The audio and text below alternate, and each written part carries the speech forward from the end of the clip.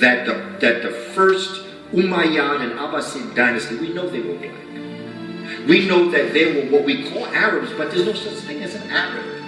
An Arab, I call them Afrabs.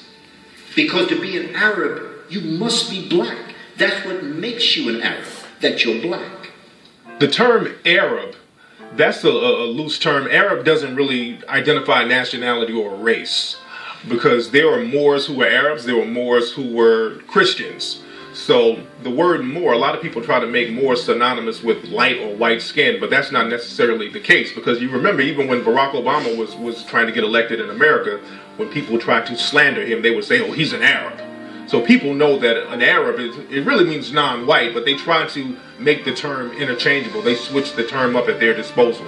So that even if you did want to say Arabs, they're not Eurasians, they are mixtures of Eurasians and Africans that would congregate in certain areas once they came out of the Ice Age, and then they would come across, they would travel west into what we call North Africa, but they would not come in any large numbers until thousands of years after the fact. We know that Tariq was an African. He was the general that crossed over in July of 711 into what we call Spain today. It wasn't called Spain then. It didn't exist.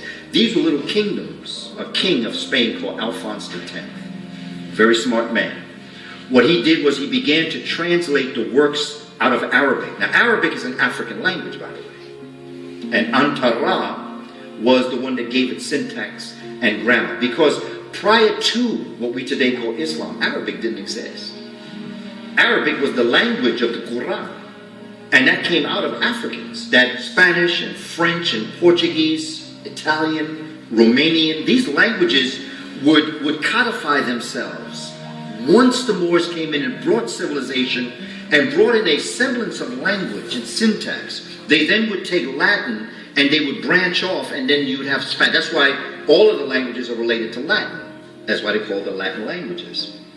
A lot of the European royal family's coat of arms, you can clearly see depictions of Moors. Many of the original castles of Europe were built by the Moors. There are many Moorish castles in Spain, Italy, England, and some of these castles, they can be seen in Africa as well. A lot of people don't know that there are castles all throughout Ethiopia. We never see that on television. We always see the cats and the dudes in the mud huts and people starving in Ethiopia, but there are very well-designed castles all over Ethiopia.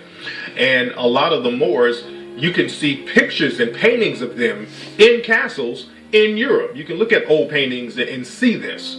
What you are looking at when you see the cathedrals, that's all Moorish architecture, taken to the next level. In fact, we know for a fact, and I have to get the specific book once more, but all of the cathedrals that you see built in England, the island of England, were built by the Moors.